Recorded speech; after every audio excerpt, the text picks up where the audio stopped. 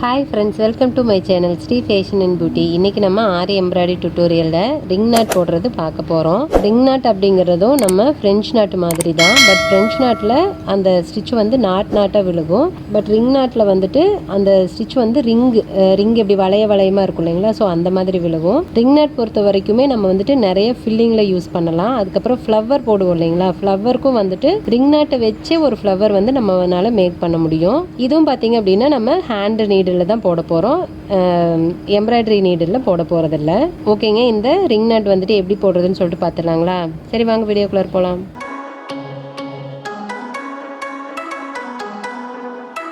நான் வந்துட்டு ring not போடுறதுக்கு ஆல்ரெடி நூல் வந்து எடுத்து வச்சுட்டேன். நான் இன்றைக்கி வந்துட்டு பெரிய நீடில் தான் எடுத்திருக்கேன். ஏன் அப்படின்னா ஸ்டாண்ட்ஸ் வந்து அதிகமாக எடுத்திருக்கேன். இன்றைக்கி நான் 10x10 20 ஸ்டாண்ட்ஸ் எடுத்திருக்கேன். நம்ம 20 அதிகம் போட மாட்டேன் தான், நான் அதிகபட்சம் 18 ஸ்டாண்ட்ஸ் போடுவேன்.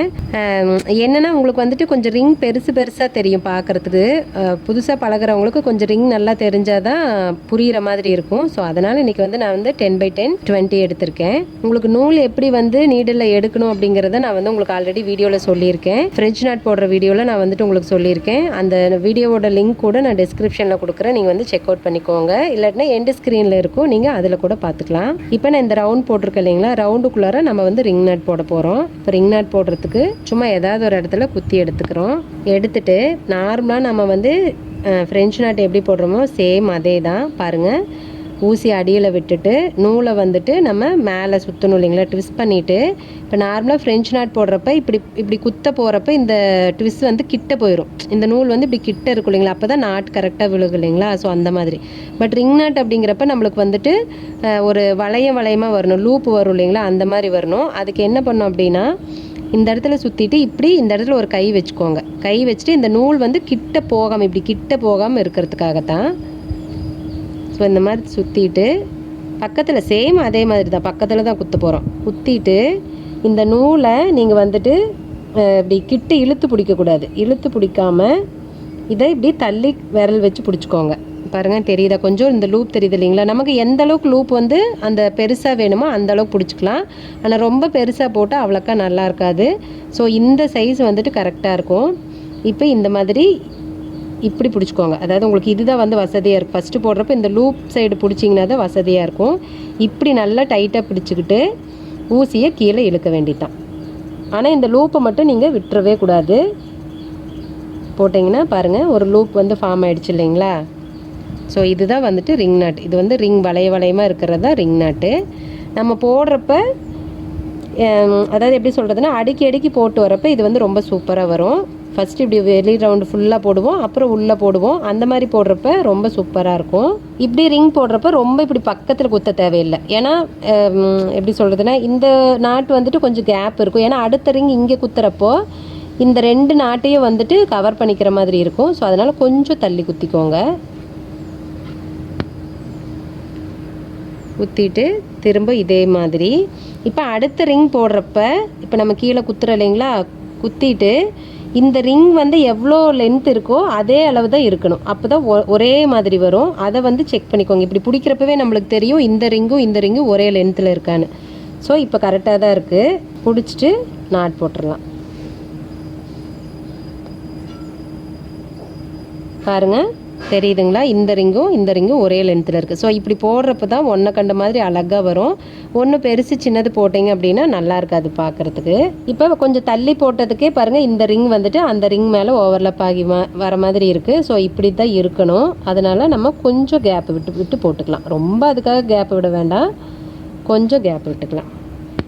உண்மையாலுமே இது ரொம்ப ஈஸி தான். ஆனால் ஃபஸ்ட்டு தடவை நீங்கள் போடுறப்ப இந்த ரிங்கு கரெக்டாக லாக் பண்ணணும் இல்லைங்களா, அதுதான் கொஞ்சம் உங்களுக்கு சிரமமாக தெரியும்.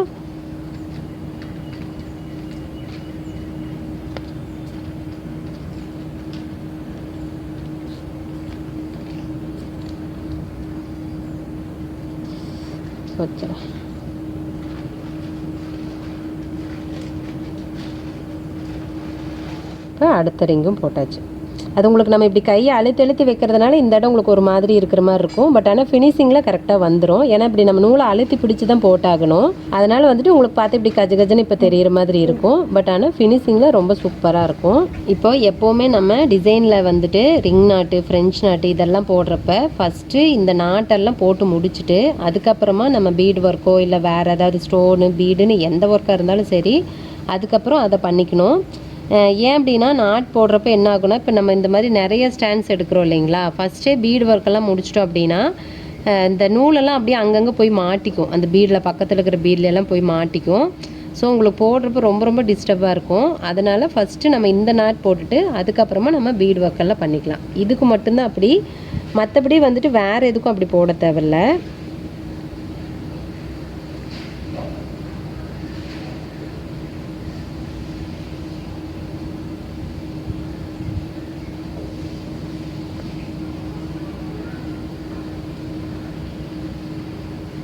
பாருங்க, இதே மாதிரி ரவுண்டு ஃபுல்லாக போடணும்.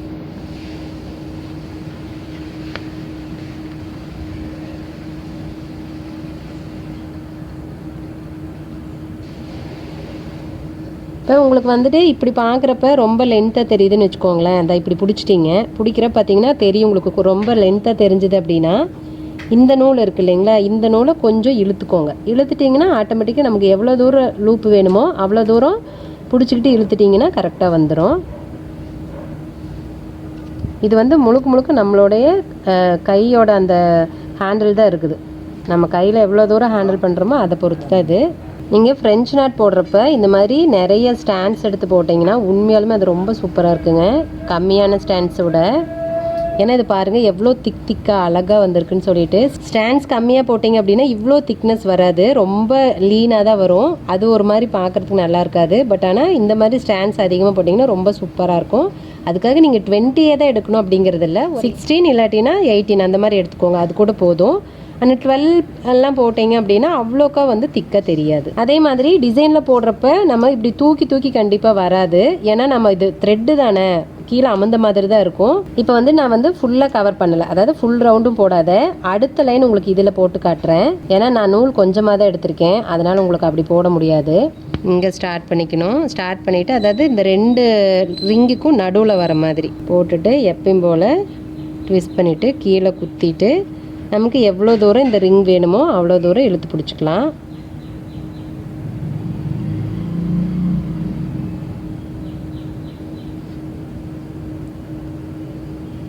பிடிச்சிக்கிட்டு கீழே இழுத்துக்க வேண்டியதுதான்.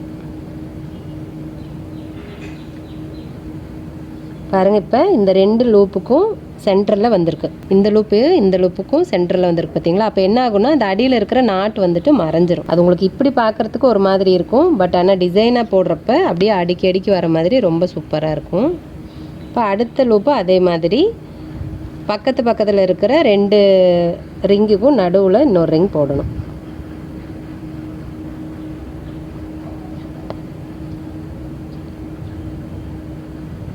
அடுத்தது இந்த மாதிரி.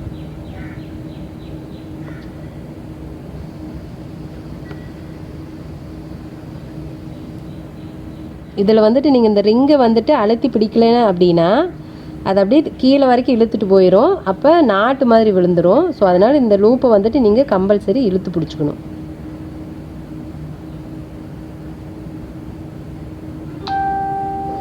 இப்படி இழுத்து பிடிச்சாதான் கரெக்டாக அந்த ரிங்கு வந்து விழுகும், இல்லாட்டினா போய் நாட்டாக விழுந்துடும். பாருங்கள், இப்போ இந்த லூப் இருக்குங்களா, அதுக்கு மேலே இது போட்டிருக்கேன் பாருங்கள். இந்த லூப்போட அந்த எட்ஜ் வந்து தெரியவே இல்லை. ஸோ இதே மாதிரி நம்ம அடிக்கி அப்படியே போட்டுகிட்டே வரலாம். நான் ஓரளவுக்கு எங்கிட்ட எவ்வளோ நூல் இருக்கோ அது வரைக்கும் போட்டுட்டு காட்டுறேன் உங்களுக்கு எப்படி இருக்குன்னு சொல்லிட்டு. பாருங்கள், நம்ம ரிங் நாட் போட்டு முடிச்சாச்சு. இப்படியே பாருங்கள் அடிக்கி அவ்வளோ சூப்பராக இருக்கும்.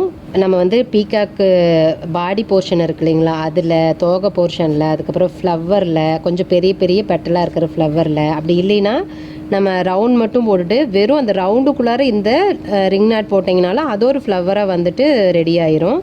ஸோ இந்த மாதிரி நிறையா இடத்துல இந்த ரிங் நாட் வந்து நம்ம யூஸ் பண்ணுவோம். நீங்கள் ஃப்ரெஞ்ச் நாட் போட்டு பழகிருந்தீங்க அப்படின்னா இது கொஞ்சம் ஈஸி தான். பட் என்னென்னா இதில் கொஞ்சம் கவனிக்க வேண்டிய விஷயம் இருக்கும். என்னதுன்னா நம்ம ரிங்கை வந்துட்டு கரெக்டாக ஒரே அளவாக கொண்டுட்டு வரணும். அதே சமயம் நீங்கள் கொஞ்சம் அந்த ரிங்கை இழுத்து பிடிக்காமல் விட்டீங்க அப்படின்னா அது உள்ளே அப்படியே நாட்டு மாதிரி உள்ளே இழுத்துட்டு போயிடும். ஸோ இந்த மாதிரி சின்ன சின்ன விஷயங்களை நீங்கள் வந்துட்டு கவனமாக பார்த்துக்கணும். மற்றபடி வந்துட்டு உங்களுக்கு ஸ்டாண்ட்ஸ் எடுக்கிறதும் அதே மாதிரி தான். கடைசியாக நம்ம என் நாட் போடுறோம் இல்லைங்களா, அதுவுமே இதே மாதிரி தான். ஃப்ரெஞ்ச் நாட்டுக்கு எப்படி போட்டிங்களோ சேம் அதே மாதிரி தான். ஓகே ஃப்ரெண்ட்ஸ், கண்டிப்பாக இந்த ரிங் நாட் வந்துட்டு உங்களுக்கு ஹெல்ப்ஃபுல்லாக இருக்கும்னு நம்புகிறேன். ரொம்ப பிடிச்சிருக்குன்னு நம்புகிறேன். ஓகேங்க, இந்த வீடியோ பிடிச்சிருந்துச்சுன்னா வீடியோ லைக் பண்ணுங்கள், உங்கள் ஃப்ரெண்ட்ஸ்க்கெல்லாம் ஷேர் பண்ணுங்கள். உங்களோட கமெண்ட்ஸ் எதுவாக இருந்தாலும் கமெண்ட் பாக்ஸில் தெரிவிங்க. என்னோட வீடியோஸ் எல்லாம் உங்களுக்கு ரொம்ப பிடிச்சிருந்துச்சுன்னா, என்னோட வீடியோஸ் பார்த்து நீங்கள் நிறைய விஷயம் கற்றுக்கணும்னு ஆசைப்பட்டீங்க அப்படின்னா ஃபஸ்ட்டு சேனலை சப்ஸ்கிரைப் பண்ணிக்கோங்க. பக்கத்துலேயே பாருங்கள் ஒரு பெல் ஐக்கன் வரும், அதையும் தட்டி விட்டுருங்க. அப்போ தான் நான் எப்போல்லாம் வீடியோ அப்லோட் பண்ணுறேனோ உடனே உங்களுக்கு நோட்டிஃபிகேஷன் வந்துடும். ஸோ என்னோட வீடியோஸை நீங்கள் வந்து மிஸ் பண்ணாமல் பார்க்க முடியும். ஓகே ஃப்ரெண்ட்ஸ், இந்த வீடியோ இதோட முடியுது. நான் இன்னொரு வீடியோவில் உங்களை மீட் பண்ணுறேன். பாய், தேங்க்யூ.